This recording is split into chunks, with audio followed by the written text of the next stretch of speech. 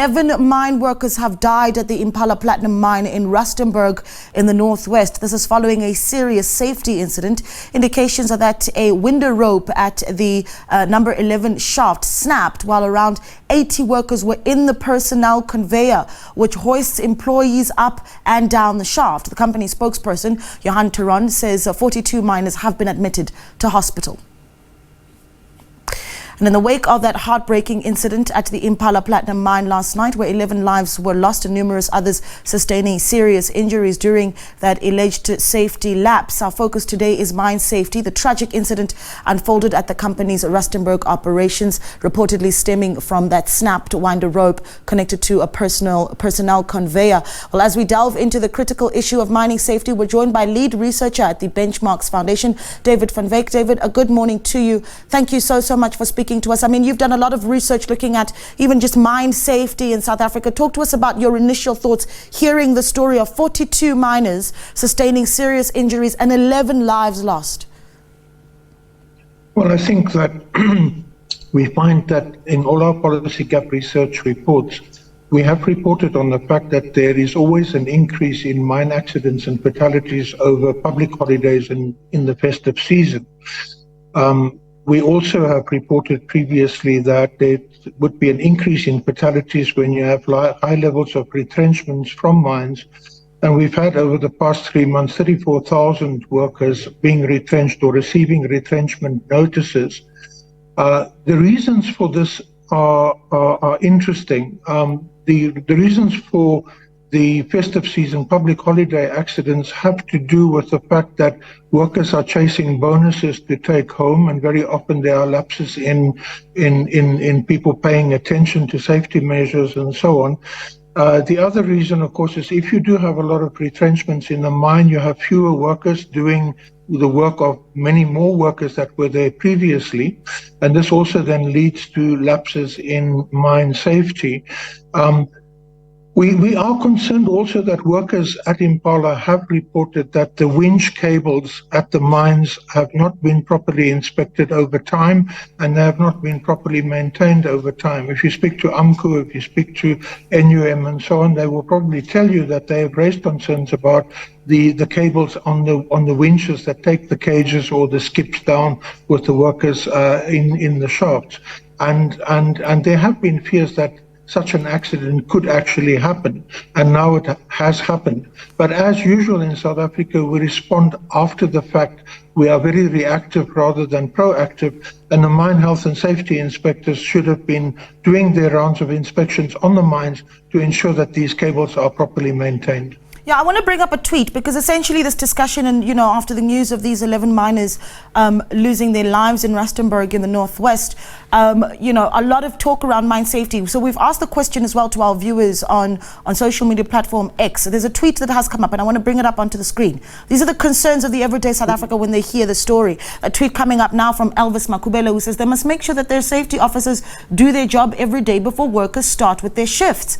But essentially what you've said there, David, is that the issue is there's an understaffing of our mines. So there's a sense that this is something that's going to be continuing, and an issue that is going to be worsening in the future as you hear more mines really wanting to downsize.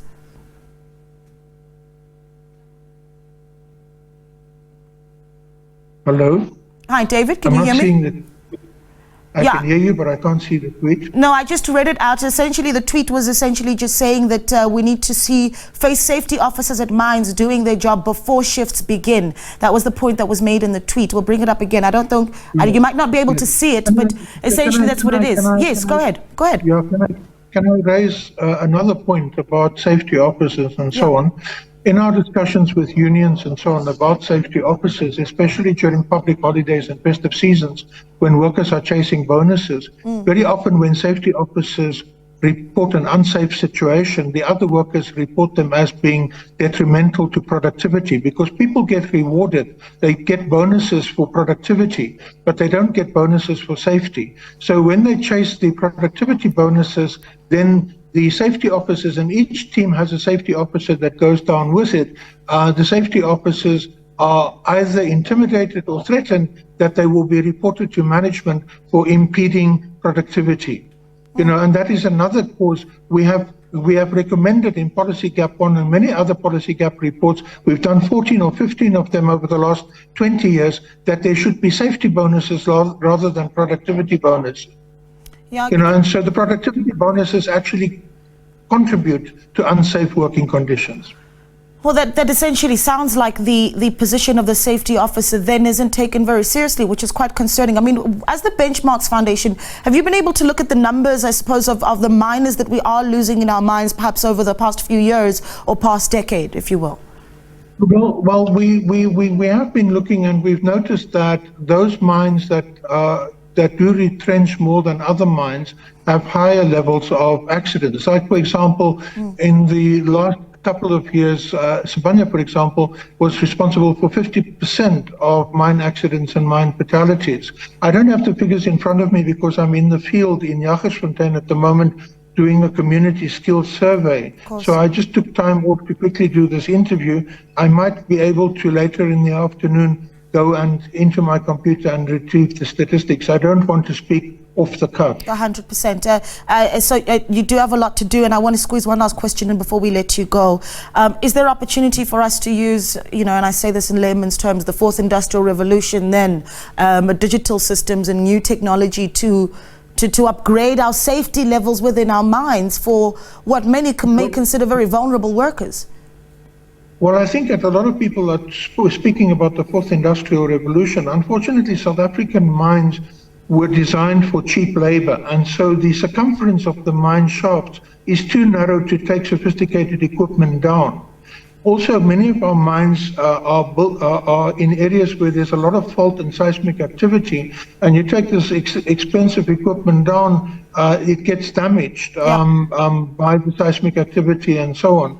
So we are sitting with a historical legacy that actually impedes the proper application of fourth industrial revolution technology.